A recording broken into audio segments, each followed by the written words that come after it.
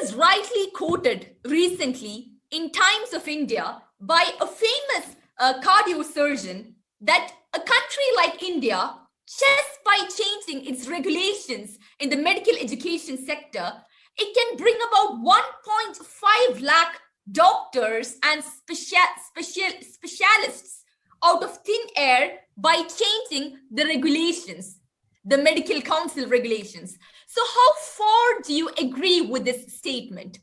We know in many Western countries and European countries, there has been a shift in the approach towards MBBS graduates so that they can have more workforce of doctors into the medical sector. So, sir, how far do you agree with the statement from Times of India? So, I've done MA philosophy, and philosophy teach you one thing. There's nothing called truth.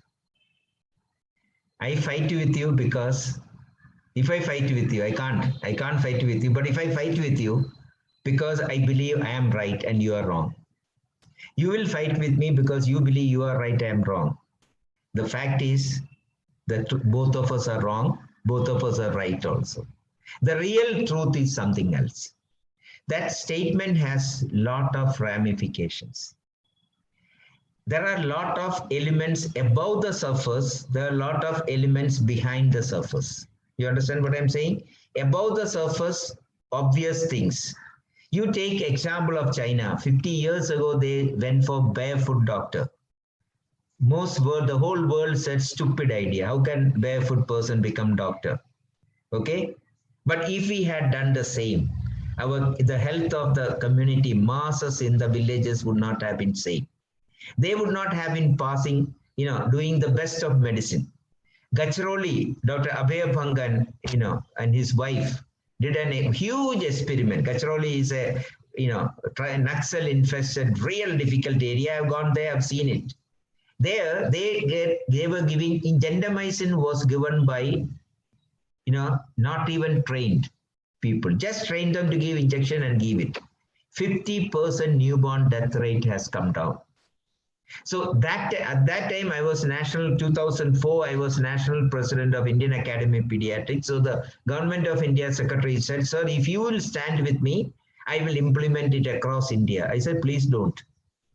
You can implement it in those districts like Gajroli with nothing called medical care. But don't try to generalize the rest of India where New Delhi, where you have all the facilities. Are you with me? So the truth also has inner truth. A very eminent, senior person to me actually said it was most unethical and all. I had an argument with him. It is like if the food is 1 day old, you give to somebody. Ethically, you say that is bad. That you are not eating it, you are giving to somebody because it is yesterday's food. Okay? That is correct. On the other side, for the fellow who is hungry for 3 days, that meal is like God. You understand? So everything has to be interpreted like that. The proposal of National Medical Council to expand the medical field in a big way is really well motivated. But when you implement it, there could be problem. And the problem now, basically, the degrees will be given by university and the diplomas and certificates can be given by other people, other hospitals. There's a truth in that. You have excellent corporate private hospitals with excel in many branches. Nothing wrong. But when you take this law implement in India, what will happen? Every Tom, Dick and Harry will start doing it. So muck up the field of medical education. You understand my point? So well-intentioned. But above the surface, cool place, cool water flowing is all for the community. But below the water, you should see sharks. You should see sharks. Okay? I don't have to say more. With their own personal motives behind. In West, if they are doing so much for paramedics, it's just because you can't afford to pay for doctors. Nothing wrong, provided they are within the system. Now in UK or US, If you have a paramedic and say you are supposed to do this, if you do 1 millimeter more than that, you are in jail.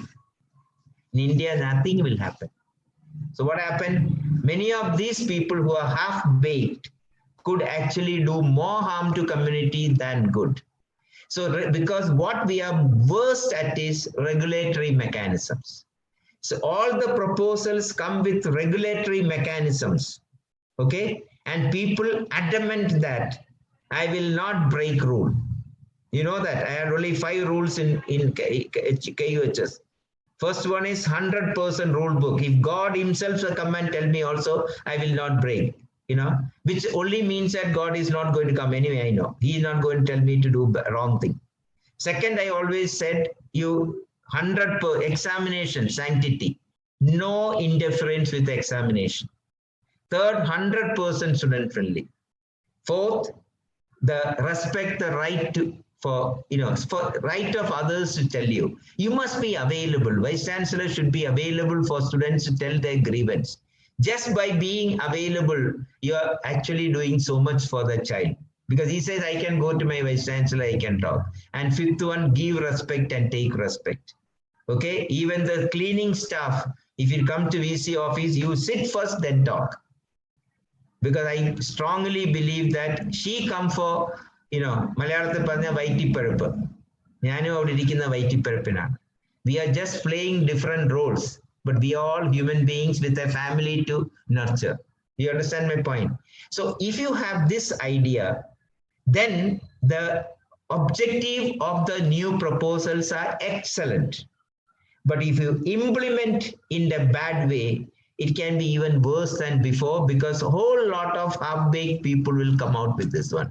I give you a simple example. As a Vice Chancellor, I had a huge problem. There was a lot of proposal for what is called a doctor assistant course. So I said so many thousands of nurses are getting trained, with good theoretical and practical experience. Why do you need a different doctor assistant? Why don't you employ them? They are getting less than 10,000. If you get 10,000 rupees, you can get an MSc nursing girl now. Situation is so bad. Dental, extremely bad. So why you want to create more people? Because you just want to run a course, cheat the students. I won't agree to that. You understand my point? I am not against anybody, but my first look is the interests of the child who come to me. Anything else is secondary. My student is my God. Beyond that, I cannot think. Their welfare. But of course, even when saying it, I cannot break rule. Okay? Without breaking rule, within the rule, whatever can be done for students. You said you came to me once. I don't know for what. Now I sort of remember that you came. Whatever it is, I don't know. I have done that something for you. A University Union Councillors meeting. So we had a discussion with you. Okay. I think okay. it was 2 years back. Yeah. So what I said, then also I must have told, unions should stand for students, not extraneous forces. That extraneous forces may be political, may be management, may be something else. No, you should stand for the students. Then only you are a good student council member. Are you with me? Yes, we remember very vividly. Yes, you had told us this. So this is a thing I'm saying. So when I have tried my best to do all this the way I'm saying, huge success, some failure, naturally, and I am willing to accept failures. You can't have 100% success. Okay. Yes, sir.